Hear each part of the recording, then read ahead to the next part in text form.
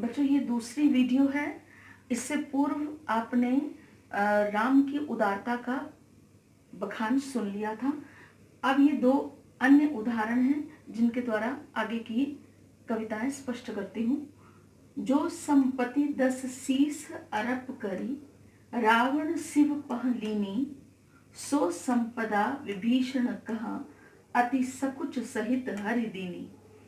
तो तुलसीदास जी क्या कहते हैं कि जो संपत्ति, जो धन धान्य, संपत्ति जो राजा के पास, रावण के पास जो संपत्ति थी, चाहे वो महल था, चाहे वो उसकी जागीर थी, चाहे वो उसके पास धन धान्य था, वो जो संपत्ति 10 शीस, 10 सिर, शीस सिर, अरप अर्पण करी करके, रावण रावण ने, शिव शिव से, पह से लिए, लीनी प्राप्त किए। तो यानी कि जो संपत्ति, हम पूरा पढ़ते हैं कि जो संपत्ति रावण ने 10 सिर अर्पण करके शिव से लिए थे, यानी कि उनकी आराधना करके, शिव का परम भक्त था रावण, और इसीलिए उसने पूजा अर्चना करके अनेक तपस्याओं के द्वारा अनेक संपत्ति शिव से ली थी, और उसी में ही 10 सिर अर्पण करके उसने ली थी। सो संपदा, वही संपदा, कौन सी संपदा? जो उन्होंने 10 सिर अर्पण करके किससे लिए? शिव से।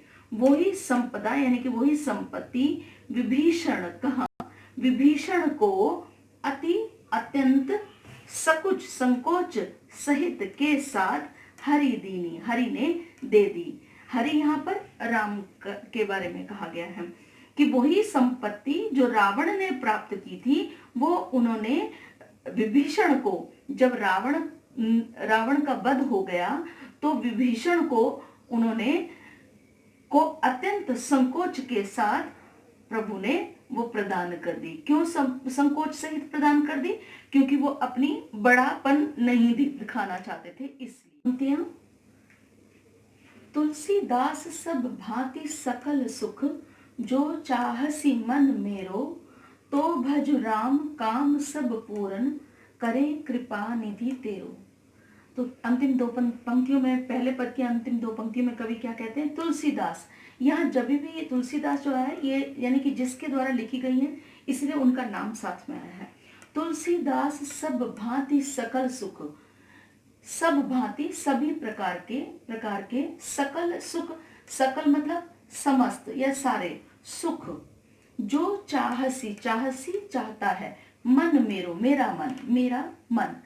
क्या कहते हैं तुलसीदास जी कि हे मन, हे मेरे मन, सब भांति सभी प्रकार के समस्त सुख, समस्त सारे सुख, जो चाहसी जो चाहता है, हे मेरे मन, जो भी तेरा मन चाहता है, जो संसार में जो भी भौतिक से लेकर के भौतिकवादी या चाहे शारीरिक मानसिक जैसी भी सुख जो भी तुम चाहते हो, सकल सुख जो आते हैं, सारे सुख जो भी तुम चाहते हो, तो क्या करना चाहिए? तो भजु राम, तो भजु, भजना, भजना मतलब स्मरण करना, ईश्वर का स्मरण करना। तो भजु राम, तो राम का स्मरण करो। काम सब पूर्ण, काम सब पूर्ण, वो पूर्ण करेंगे सब काम, तुम्हारे सब काम पूर्ण करेंगे। करे कृपा निधि तेरो, करेंगे कृपा निधि तेरो। कृपा निधि मतलब कृपा के सागर। ईश्वर को कृपा के सागर कहा गया है, क्योंकि जैसे सागर में पानी की कमी नहीं होती, ऐसे ही ईश्वर के समक्ष कृपा की कोई कमी नहीं होती, इसलिए उन्हें कृपा के सागर कहा जाता है। वो सब पर कृपा करते हैं, इसीलिए वो कृपा करके तुम्हारे सारे काम पूर्ण करेंगे। तो ये अंतिम पंक्तियों में ये तुलसीदास जी कहते हैं कि इसीलिए, क्योंकि वो बहुत ही दयावान है। सबसे पहले आपने पढ़ा दयावान है, कृपा के सागर है, तुम्हारी समस्त सुखों को प्रदान करने वाले हैं, तुम्हारे सभी कार्य क्या करेंगे? पूर्ण करने वाले हैं। तो ये अंतिम पहले पद का अंतिम पंक्तियां समाप्त हुई। करते हैं, जाके प्रिय न राम वेदेहि, तजिए ताहि कोटि बैरी सम, यद्यपि परम स्नेही। दो पंक्तियों में क्या कवि कहते हैं? तुलसीदास जी ही इसके रचयिता हैं, और तुलसीदास जी क्या कहते हैं कि जाके प्रिय, जाके जिसके, प्रिय न राम विदेही, विदेही सीता को कहा गया है क्योंकि विदेह राज्य की राजकुमारी थी इसलिए।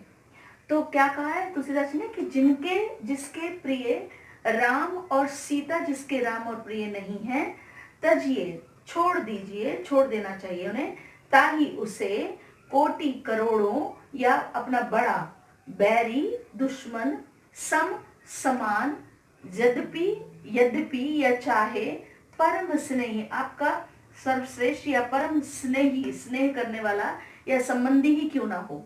तो फिर से इन दोनों को हम दोहराते हैं शब्दों के आधार पर कि जिनके जिसके राम और सीता प्रिय ना हो उन्हें छोड़ देना चाहिए, उसे छोड़ देना चाहिए, अपना बड़ा शत्रु दुश्मन शत्रु समान समझकर, यद्यपि चाहे वो परम स्नेही, आपका परम स्नेही क्यों ना हो, यानी कि उनका आपसे बहुत घनिष्ठ संबंध ही क्यों ना हो, परंतु उन्हें त्याग देना चाहिए। क्यों कहा ऐसा त्याग देना चाहिए? क्योंकि ऐसे व्यक्ति जिनको राम और सीता प्रिय नहीं होते, वो आपकी भक्ति में बाधा डालते हैं, बाधा उत्पन्न करते हैं। इसीलिए तजियो पिता, अब ये दो उदाहरण दिए हैं, उदाहरणों की पंक्तियां हैं अपनी बात को सिद्ध करने के लिए। तजियो पिता प्रहलाद विभीषण बंधु भरत महतारी, बलि गुरु तजियो कंत ब्रज बनितहि, भय मुद मंगलकारी। अब अगली दो पंक्तियों में उदाहरण दिया है। क्या उदाहरण दिया? तजियो पिता प्रहलाद, प्रहलाद ने अपने पिता को त्याग दिया था, विभीषण ने अपने बंधु मतलब भाई को, विभीषण ने अपने भाई रावण को त्याग दिया, भरत ने महतारी, महतारी माँ को बोलते हैं, महतारी कौन थी उनकी? केकई, अपनी माँ केकई को त्याग दिया था। बलि गुरु, राजा बलि जो हुए हैं उन्होंने अपने गुरु शुक्राचार्य जी को तजियो त्याग दिया था।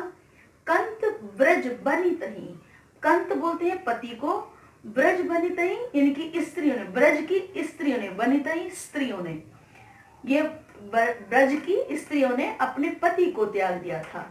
और त्यागने के पश्चात भय मुद मंगलकारी, और इस प्रकार वो त्यागने के पश्चात इन सभी ने जो जो अपने निकट संबंधियों को त्याग दिया और फिर वो प्रसन्न हुए या उनका प्रसन्नता हुई और उनका कल्याण हुआ।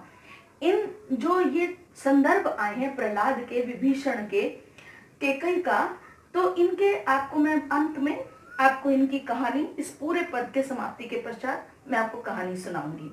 ठीक है, तो अब दोनों सब कुल मिलाकर के इन चारों पंक्तियों का क्या मतलब भावार्थ क्या हुआ कि जिनके राम और सीता प्रिय नहीं होते, जिसको राम और प्रिय सीता प्रिय नहीं होते, यानी कि जो राम और सीता के भक्त नहीं होते, उनको त्याग देना चाहिए, अपना बड़ा कोटि बैरी, अपना बड़ा शत्रु समझकर उनको, चाहे वो आपके कितने ही निकट संबंधी या आपका उनका प्रगाढ़ स्नेह क्यों ना हो, उन्हें छोड़ देना चाहिए। उदाहरण के द्वारा उन्होंने प्रहलाद का उदाहरण दिया, प्रहलाद ने अपने पिता को, विभीषण ने अपने भाई को, भरत ने अपनी माँ को, राजा बाली ने अपने गुरु शुक्राचार्य को, और ब्रज की स्त्रियों ने अपने पति को छोड़ दिया था, और इस प्रकार उनका कल्याण। बच्चों, अभी इस पद की 4 पंक्तियां शेष हैं।